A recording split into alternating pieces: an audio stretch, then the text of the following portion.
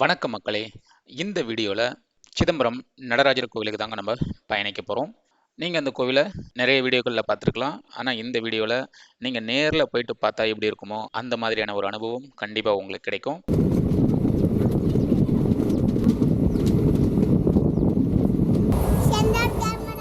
நாங்கள் காலையில் விழுப்புரத்துலேருந்து மயிலாடுதுறை போகிற பேசஞ்சர் ட்ரெயினில் தான் போனோம். பண்ருட்டிலேருந்து சிதம்பரம் வரைக்கும் டெய்லி காலையில் 6 மணிக்கு விழுப்புரத்துலேருந்து எடுப்பாங்க. சப்போஸ் நீங்கள் சென்னையிலேருந்து நீங்கள் வரீங்க அப்படின்னா காலையில் 6 மணிக்கு நீங்கள் விழுப்புரத்துக்கு வந்துட்டீங்க அப்படின்னா இந்த ட்ரெயினை பிடிச்சிங்கன்னா உங்களுக்கு ஈஸியாக இருக்கும். இந்த ட்ரெயின் ஃபுல்லாகவே அன்ரிசர்வ்டு கம்பார்ட்மெண்ட் தான்.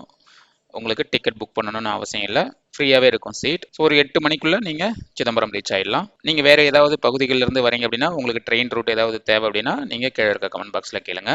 ஸோ இந்த ட்ரெயின் டைமிங்கில் நான் உங்களுக்கு கமெண்ட்டில் ரிப்ளை பண்ணுறேன்.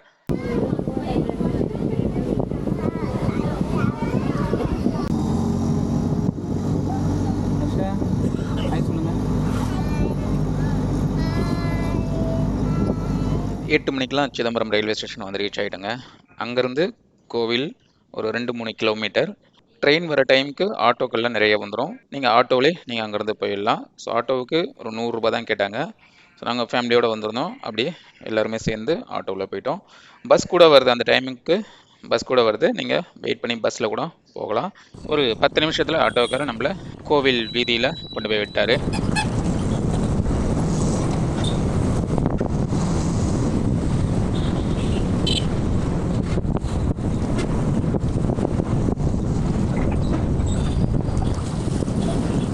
இதுக்கப்புறம் இந்த வீடியோவை நீங்கள் பாருங்கள். ஏன்னா இந்த கோவிலை பற்றின விஷயங்கள் உங்களுக்கு நிறைய தெரிஞ்சிருக்கும். நான் எதுவும் அதிகமாக இந்த கோவிலை பற்றி சொல்ல வேண்டிய அவசியம் இல்லை. அப்படியே இந்த இடத்தினுடைய அட்மாஸ்பியர் சவுண்டோட நீங்கள் இந்த வீடியோவை பாருங்கள். இந்த கோவிலுக்கு நீங்களே வந்து போன மாதிரியான ஒரு அனுபவம் கண்டிப்பாக கிடைக்கும். கேமரா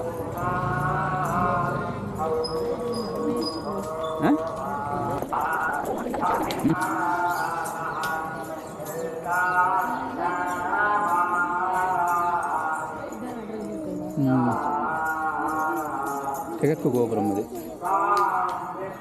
இது போட்டோ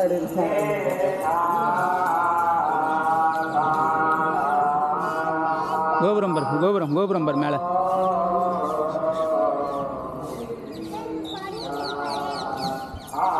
விநாயகரை கும்பிட்டு போகலாம். வாங்க, தண்ணியில் கலவைக்கூடாது.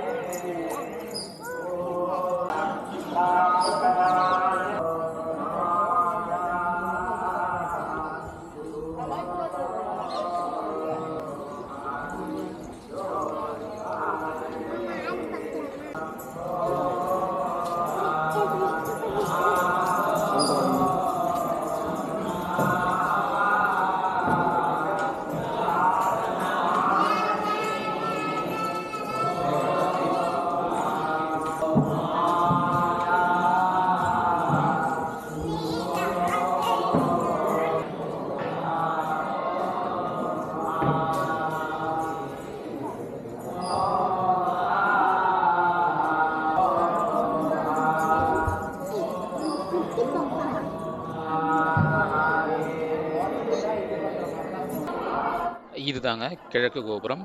கிழக்கு கோபுரத்தினுடைய அடிப்பகுதியில் இருக்க சிற்பங்கள்.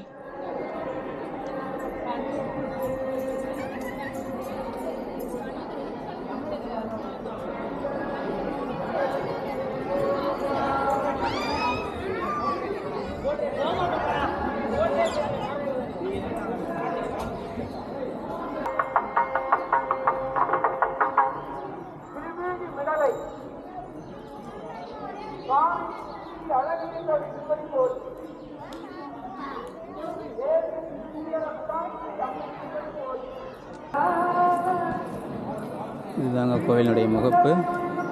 சிதம்பரம் ஸ்ரீ சபாநாயகர் கோவில். அது உள்ளே தான் நம்ம போகணும். இதுதான் கிழக்கு கோபுரம்.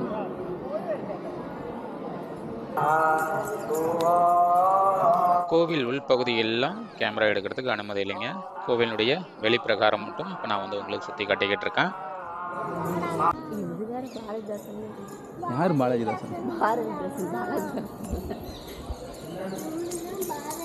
பொறுமையாக போங்க. மேலெல்லாம் பாரு ஓவியங்கள்.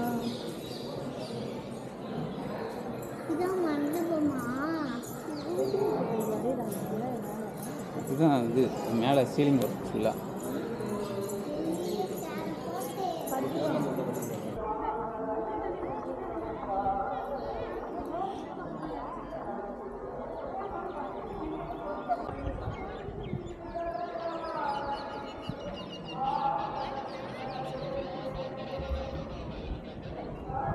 இதுதாங்க தெற்கு கோபுரம்.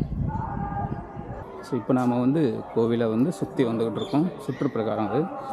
ஸோ இது வந்து பார்த்திங்கன்னா மேற்கு கோபுரம். அது தெரியுது பாருங்கள். இதில் அம்மன் கோவிலுக்கு போகிற வழின்னு சொல்கிறாங்க. இதில் போனோம் அப்படின்னா நேராக அம்பாளுடைய சன்னதி இருக்குதுன்னு சொல்கிறாங்க.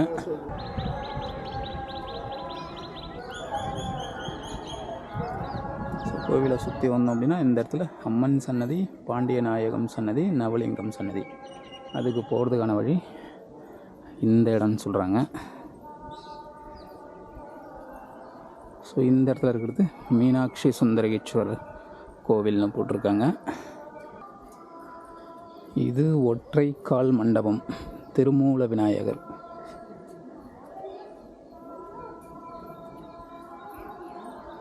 ஸோ இந்த இடத்துல ஒரு சின்ன ஒரு மண்டபம் இருக்குது. இதுக்குள்ளார தான் அந்த குளத்திற்கு போகிறதுக்கான வழி போல் இருக்குது. ஆனால் இந்த சைடு அளவில் இல்லை, அந்த சைடு தான் வரணும். ஸோ இந்த இடத்துல நின்று பார்த்தோம் அப்படின்னா 4 கோபுரத்தையும் ஒரே இடத்துல நின்று பார்க்கலாம் போல் இருக்கு. அப்படியே பார்க்கலாம் பாருங்கள். இது வடக்கு கோபுரம். அப்படியே பார்த்தோம்னா அங்கே தெரியுது பாருங்கள், அது பாருங்கள் கிழக்கு கோபுரம். அது தெரியுது பார்த்தீங்களா, அது மேற்கு. சாரி, இந்த பக்கம் மேற்கு, அது தெற்கு கோபுரம். இது வந்து சிவகாம சுந்தரி அம்மன் கோவில், அம்மன் சன்னதிங்க.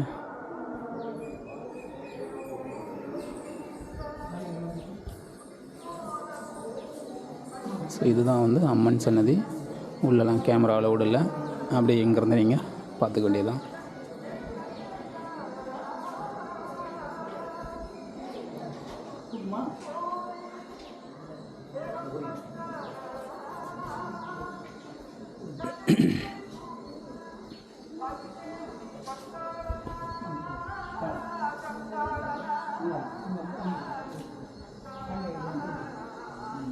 இங்கே வந்து துர்க்கை அம்மன் சன்னதி இருக்குது.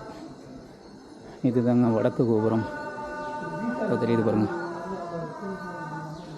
ஸோ இது அப்படியே கோவிலை சுற்றி வந்தாச்சு. இதுக்கு அடுத்தது இப்போ இந்த குளத்தை சுற்றி அப்படியே போயிட்டு அந்த பக்கத்தில் உங்களுக்கு காட்டுறேன்.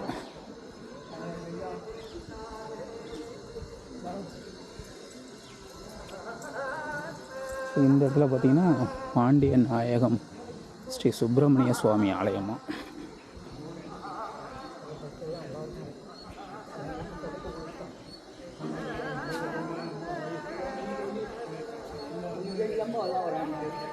இதுதாங்க சுப்பிரமணியர் ஆலயம். இது இங்கே தனியாக ஒரு முருகனுக்கு சன்னதி இருக்குது.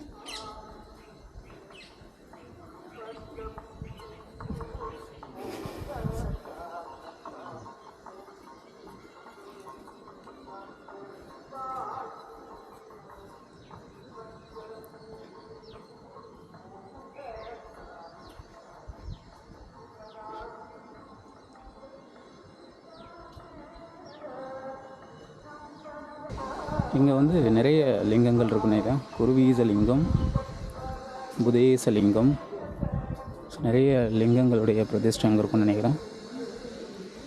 ஆமாம், நவலிங்க சன்னதி இது. இந்த கோவில் உள்ள வந்தீங்கன்னா நவலிங்கங்களை வந்து நீங்கள் தரிசிக்கலாம் போல் இருக்கு.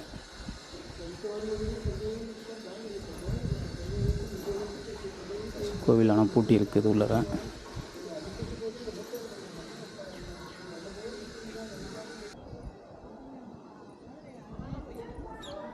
இது வந்து பார்த்திங்கன்னா கோவிலினுடைய தீர்த்த குளம். இங்கே தான் அந்த குளம் இருக்குது. வாங்க உள்ளே போய்ட்டு காட்டுறேன். அது இருக்குது பாருங்கள், கிழக்கு கோபுரம். ஸோ இந்த கோவிலை பொறுத்த வரைக்கும் உள்ளே வந்து சுத்தமாக கேமரா, மொபைல் எதுவுமே வந்து நீங்கள் எடுத்துகிட்டு போக முடியாது கோவில் உள்ள. ஸோ வெளியில் அந்த சுற்று பிரகாரத்தில் இருக்கிற இடத்துல தான் நீங்கள் வந்து எடுத்துக்கலாம். சோழர்கள் காலத்தில் இந்த கோவில் கட்டுமானத்தின் போது முக்கியமாக நீர் மேலாண்மைக்கு ரொம்ப முக்கியத்துவம் கொடுத்துருக்காங்க. அதன்படி பார்த்திங்கன்னா இந்த கோவிலில் நீரானது பள்ளத்திலிருந்து மேடு நோக்கி பாயிற மாதிரியான ஒரு தொழில்நுட்பத்தை இந்த கோவிலில் மேற்கொண்டிருக்காங்க. இந்த கோவிலில் மழை பெய்யும் போது அந்த நீரானது இந்த குளத்துக்கு வந்து சேர்ற மாதிரி வழி பண்ணி வச்சுருக்காங்க. அது மேடாக இருந்தாலும் பள்ளமாக இருந்தாலும் இந்த கோவிலுக்கு வந்து சேருங்களாம். இந்த கோவிலினுடைய சிதம்பர ரகசியம் அப்படின்ற மாதிரியும் சொல்லப்படுது. இப்போ நீங்கள் பார்த்துக்கிட்டு இருக்கிறது தாங்க ஆயிரங்கால் மண்டபம். இதெல்லாம் பூட்டி தான் வச்சுருக்காங்க, உள்ளார யாரையும் அலோவ் பண்ணல. ஸோ ரொம்ப பிரம்மாண்டமாக இருக்குது. அதுக்கு அடியில் பாருங்கள், அநேகமாக இது வந்து ஒரு கலை சம்மந்தப்பட்ட ஒரு இடமா இருக்கும். எதுவும் அரங்கேற்றம் அந்த மாதிரியான விஷயங்கள்லாம் நடந்திருக்கும்னு நினைக்கிறேன். எனக்கு கீழே பார்த்தீங்கன்னா ஃபுல்லாக அந்த இசைக்கருவிகளை வாசித்த மாதிரியான நிறைய சிற்பங்கள் வந்து கீழே வந்து செதுக்கி வச்சுருக்காங்க. நடன முத்திரைகள் வந்து நிறைய சிற்பங்களை செதுக்கி வச்சுருக்காங்க. அதே மாதிரி இந்த இடத்துல பாருங்கள், ஒரு பெரிய யானை. இந்த இடம் இப்போதைக்கு இது வந்து மூடி தான் வச்சுருக்காங்க, உள்ளார யாரையும் அலோவ் பண்ணல. இதுதான் கோவிலுடைய முன்புறம், கிழக்கு கோபுரம். இந்த இடத்துல உட்காந்து எல்லாரும் சாப்பிட்றாங்க. இந்த மண்டபத்தினுடைய முகப்பு வாயில் அது இருக்குது பாருங்கள்.